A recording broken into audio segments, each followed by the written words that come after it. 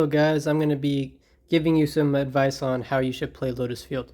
So as you are all aware, the Lotus Field combo works like this. You play turn 1 island, turn 2 Lotus Field with a stifle using that island for blue mana, of course.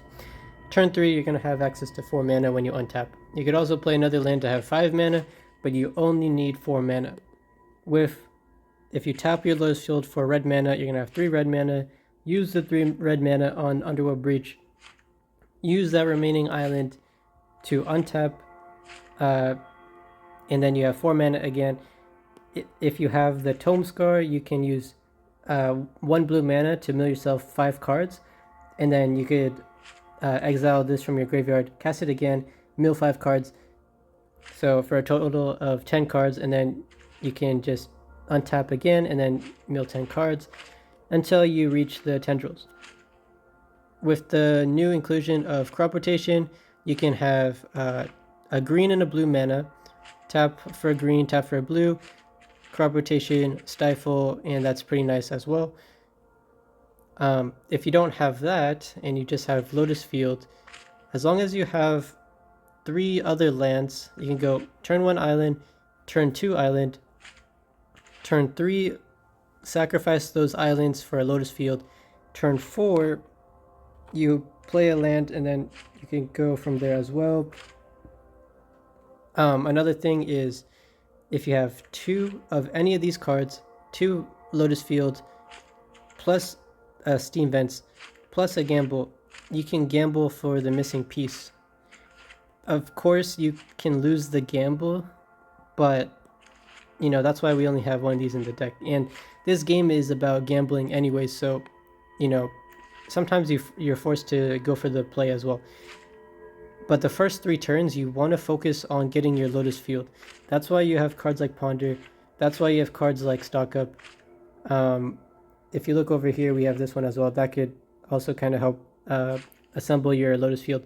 But the first 3 turns, you assemble the Lotus Field in any way possible.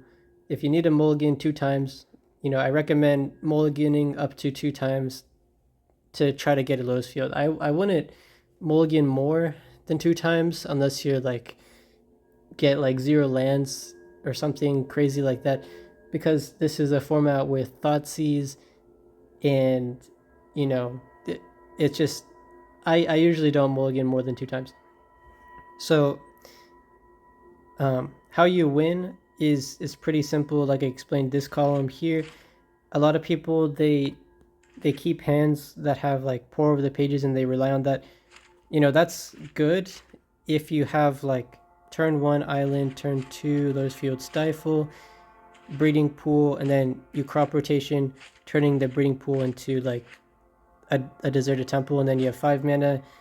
Then you could draw like a lot of cards here. If you have like 2 of these, you draw 6 cards, 3 of these, 9 cards, and by the time you do that, you win the game. But mostly focus on this column here. I wouldn't worry about cards like Artist Talent, Pact of Negation, because those are just to help beat control decks, and you only have these 2 cards in the deck for that reason. If you don't draw them, you know, I wouldn't worry about it. And then you also have something like Wish. This is mostly for game 2 when your opponent somehow magically surgicals your Underworld Breach. You need to search for the other Underworld Breach here. That's kind of why you have this. Like, I wouldn't rely on this one because you need 7 mana for this to work. You need 5 mana to go Wish into Underworld Breach, and then you need 2 additional mana to untap and then go infinite there. So, you know, this one you need 5 mana. This one you need about 7 mana.